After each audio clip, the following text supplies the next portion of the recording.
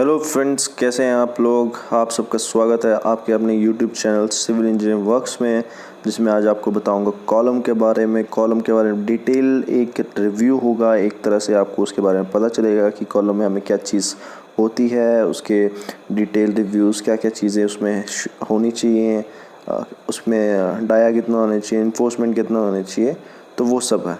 ठीक है, तो अगर चैनल पे अब नए हो तो प्लीज़ चैनल को सब्सक्राइब करें, hit the bell notification button, ठीक है, ताकि मेरी सारी जो वीडियोज़ हैं आपके पास सबसे पहले पहुंच सकें। ठीक है, तो सबसे पहले बात करते हैं हमारे पास कॉलम किस तरह के होते हैं। कॉलम हमारे होते हैं सर्कुलर कॉलम होता है हमारे पास, स्क्वायर कॉलम होता है और रेक्टेंगल कॉलम होता है। तो ये जो हमारा कॉलम है ये रेक्टेंगल कॉलम है। मोस्टली आपको रेक्टेंगल मिलेंगे, बट आपको स्क्वायर भी मिल सकते हैं, डिपेंड करता है आपकी रिक्वायरमेंट पे, बिल्डिंग लोड्स पे। ठीक है, तो मिनिमम इन्फोर्समेंट जो होनी चाहिए वो हमारी जो कॉलम में होनी चाहिए, वो कितनी होनी चाहिए 6%। सॉरी, मैक्सिमम जो होनी चाहिए वो 6% होनी चाहिए, और जो मिनिमम होनी चाहिए वो 0.8% होनी चाहिए। ठीक है, तो ये एक वीडियो में मैं आपको बता रहा हूँ कि किस तरह जो सरिया है, जो रिन्फोर्समेंट है और स्टिरप्स है, उसको बांधते हैं। तो ये जो पकड़ रहे हैं इसको कहते हैं बाइंडिंग वायर्स, और बाइंडिंग वायर्स का काम ही यही होता है स्टिरप्स और दो जो भी स्टील कंपोनेंट्स हैं, जो स्टील एलिमेंट्स हैं, उनको एक साथ जोड़ना। चाहे वो स्टिरप्स या रिन्फोर्समेंट है या फिर कोई और मेंबर है, जैसे क्रैंक बार्स हैं, चेयर है, तो उन सबको बाइंड करना एक दूसरे के साथ। तो ये दो के पेयर में बाइंडिंग वायर्स को लेते हैं और उसको ऐसे करके फोल्ड कर देते हैं। ठीक है, तो इस तरह ये इजी टू गो मेथड है, आप ताकि आप जल्दी से जल्दी इसको बना सकें।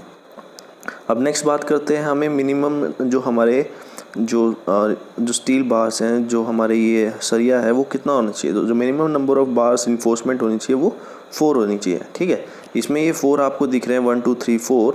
ठीक है, ये मिनिमम तो होने चाहिए, बट अगर हमारा लोड ज़्यादा है तो उसके रिक्वायरमेंट साथ हम जो हमारे जो कॉलम की जो मेंबर्स हैं, जो इन्फोर्समेंट है, वो हम बढ़ा देंगे। जैसे यहाँ पे भी 4 है और ये 500 HYSD बार्स है, तो यहाँ पे हम अभी ये 4 है, इसके बाद हम इनमें 2 और जो 2 से 4 बार और ऐड कर सकते। आपको जैसे पता होगा कि जो भी हमारे इन्फोर्समेंट में बहुत सी चीज़ें, जैसे IS मार्क होता है हमारा इन्फोर्समेंट में, फिर जो हमारा जो स्टील का डाया है वो लिखा होता है। जैसे यहाँ पे 16 mm का है, तो ये भी आपको लिखेगा कौन से ग्रेड का है, ये 500 ग्रेड का है, 550 का है, कौन सी कंपनी का है, वो सब आपको इसमें लिखा हुआ मिलता है। ठीक है, तो जो मिनिमम जो हमारी आपको पता होना चाहिए, इंपॉर्टेंट क्वेश्चन है, जो मिनिमम डाया होता है कॉलम में वो 12 mm से कम नहीं होना चाहिए। ठीक है, अब बात करते हैं, जब हम इसको बना रहे हैं तो इसमें क्लियर कवर भी काम आता है। ठीक है, जैसे ये आप देख रहे हो, ये इसका जो कंपनी नेम है, लाइसेंस नंबर है, और ये सब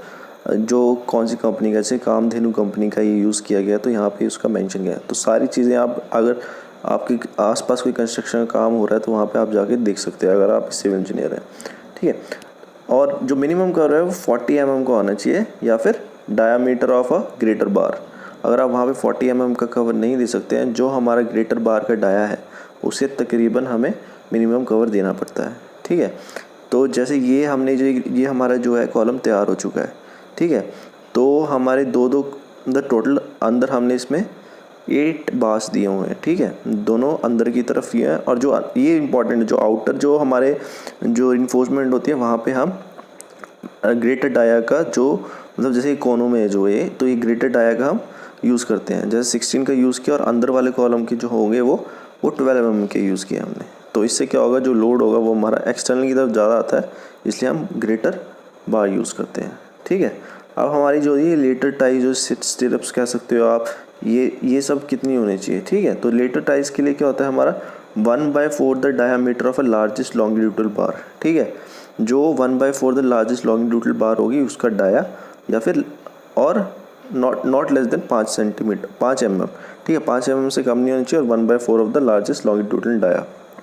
ठीक है, अब जो हमारी lateral dimension of a member, एक ये हो जाएगा, और एक क्या होता है हमारा 16 times the smaller diameter of a longitudinal reinforcement, और 48 टाइम्स द ट्रांसफर रिइंफोर्समेंट। और जैसे आप ये देख रहे हो, जो रिंग्स कहते हैं, जिसको हम देसी भाषा में रिंग्स बोलते हैं, टेक्निकल लैंग्वेज में इसको हम स्टिरप्स बोलते हैं। तो ये आप देख रहे हो, एक पूरा स्टिरप्स डाला और अंदर की तरफ एक छोटा और स्टिरप्स लगा। ये इसलिए डाला जाता है जो हमारी शेयर फोर्स होती है उसको रेजिस्ट करने के लिए। तो जैसे यहाँ पे नंबर ऑफ़ बार्स कितने हैं हमारे 8 हैं, ठीक है। और ये स्टिरअप्स हैं। अब स्टिरअप्स जब भी आप बना रहे हो तो आपको ये पता होना चाहिए कि पता होना चाहिए स्पेसिंग बिटवीन होती है मिनिमम 2 स्टिरअप्स के बीच में। वो अगर आपको वहाँ पे बीम है तो वहाँ से वो 4 mm से लेके 5 जो 4 इंच से लेके 5 इंच तक की गैपिंग होनी चाहिए, स्पेसिंग होनी चाहिए, ठीक है। और अगर वो आपको जैसे सेंटर में तो वहाँ पे आप स्पेसिंग जो है वो आप 6 से 9 इंच तक भी बढ़ा सकते हैं, ठीक है। मतलब आधा फुट से लेके सवा फुट तक, ठीक है। मतलब 6 इंच जो होता है वो आधा फुट के इक्वल होता है। तो आप अगर सेंटर में तो वहाँ पे आप स्पेसिंग बढ़ा दीजिए, और जहाँ जहाँ पे आपके जॉइंट्स आ रहे हैं, जहाँ पे बीम कनेक्ट हो रहा है कॉलम से, वहाँ पे आपको जो स्टिरअप्स का साइज़ है वो छोटा करना पड़ेगा। छोटा क्यों करना पड़ेगा? क्योंकि एक हमारे शियर फोर्स रेजिस्ट करने के लिए, ठीक है। शियर फोर्स की वजह से क्रैकिंग आ सकती है हमारी कॉलम में, हमारी बीम में, तो उसको जो हमारी नेगेटिव बेंडिंग मूवमेंट होती है वो रेजिस्ट करती है हमारी। बेंडिंग मूवमेंट के लिए हम फिर जो स्लैब में और कॉलम को ऐड कर देते हैं क्रैंक अप बार से या फिर बेंट अप बार से। तो इसलिए ये इंपॉर्टेंट चीज़ होती है जो स्टिरअप का जो स्पेसिंग है कंसीडर करना, ठीक है। तो अब जब ये हमारे कॉलम्स बन जाएंगे, हमने इसके लिए मैश बना रखा होगा जो जैसे आप ये देख रहे हो, ये जो लेंथ है, ये जो मिनिमम लेंथ होनी है ये कम से कम आपकी 1 फुट होनी चाहिए, ठीक है। मिनिमम, मैक्सिमम आप 2 फुट या 2.5 फुट भी रह सकते हैं depending upon the size of a column और फाउंडेशन के ऊपर, ठीक है। तो ये जो मिनिमम होती है वो हमारी 1 फुट को होनी चाहिए, ठीक है। अब जैसे हमारा जो फाउंडेशन है उसका हमने मैश तैयार कर लेंगे या फिर रिइंफोर्समेंट तैयार कर लेंगे, वो मैं आपको एक पिक्चर में दिखाता हूँ।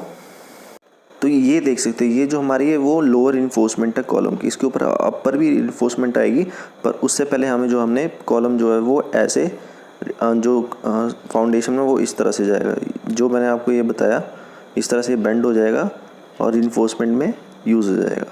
तो ये है हमारा इन्फोर्समेंट है। फिर इसके ऊपर जब होगा तो पीपीसी की लेयर डालेंगे, कंक्रीटिंग करेंगे, और हमारा उसके बाद कॉलम जो है वो इरेक्ट हो जाएगा। तो इस तरह से हम कॉलम कास्ट करते हैं।